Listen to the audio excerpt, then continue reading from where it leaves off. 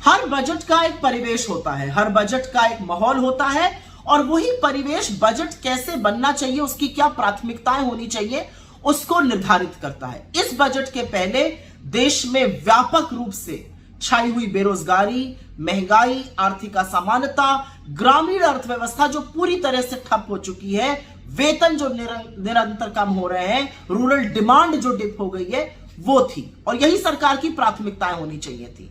लेकिन जबानी जमा खर्च तो विकसित भारत पे बहुत किया गया, असलियत सरकार के खुद के आंकड़े, बजट के खुद के आंकड़े बयां कर रहे हैं। विकसित भारत करेंगे, कैसे होगा भारत विकसित? कृषि पर, शिक्षा पर, स्वास्थ्य पर, सामाजिक कल्याण पर जो इस साल का बजट था उससे भी कम खर्च करने का काम इस सरकार ने किया है। शिक्षा पर, स्वास्थ्य पर, सामाजिक कल्याण पर, कृषि पर कम खर्च करके उस पर कटौती करके उस पर कैंची चला के आप विकसित भारत बनाएंगे।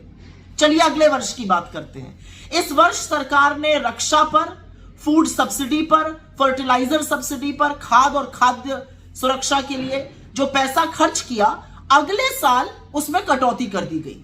ये विकसित भारत बनने की बातें हो रही हैं। अब आगे की बात करते हैं। सरकार ने बहुत बड़ी बड़ी डींगे हाँकी, लेकिन जो रूरल अर्थव्यवस्था है, जो ग्रामीण अर्थव्यवस्था है, वो पूरी तरह से चरमरा चुकी है।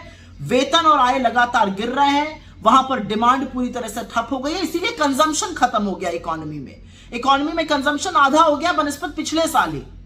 लेकिन उसके बारे में कोई चिंता नहीं। लेकिन सरकार के आंकड़े दिखाते हैं कि दिक्कत और समस्या कितनी भयावह है। सरकार ने इस साल मनरेगा का बजट 60,000 करोड़ रुपए रखा था, खर्चा करना पड़ा 86,000 करोड़। 15.5 करोड़ से ज्यादा लोगों ने मनरेगा में रजिस्टर किया, क्योंकि उनकी या तो शहरी नौकरियां या गांव में रूरल क्षेत्र में जो नौकरियां थी वो चली गई, वो मजदूरी करने को विवश हैं।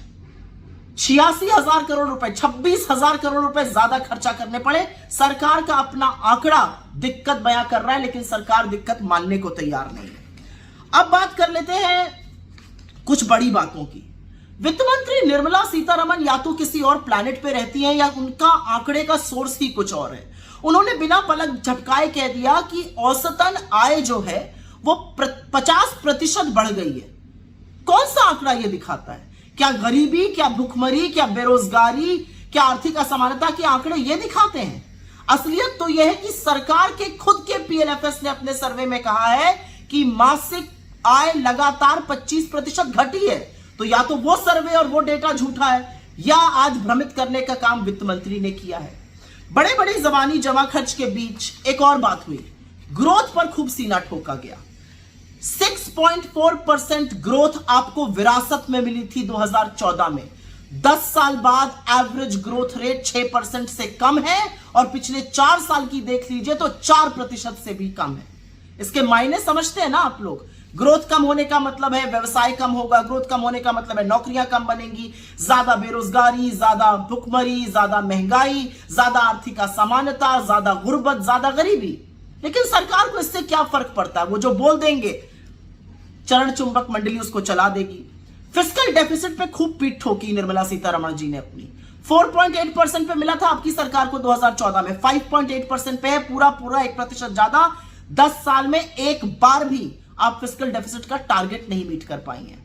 अंत में एक ही बात कहूंगी, चेस की ग्रैंड मास्टर आपको याद आए निर्मला जी? काश हमारी इस देश की होनहार कुश्ती लड़ने वाली वो बेटियां भी याद आई होती जो न्याय की गुहार लगा रही थी, जिन्होंने अपने बड़े बड़े अवार्ड वापस किए, लेकिन आप लोगों के कान पे जू तक नहीं रेंगी। बहरहाल आपकी प्राथमिकताओं की जो कच्चा चिट्ठा है वो तो आपने ही बयां कर दिया।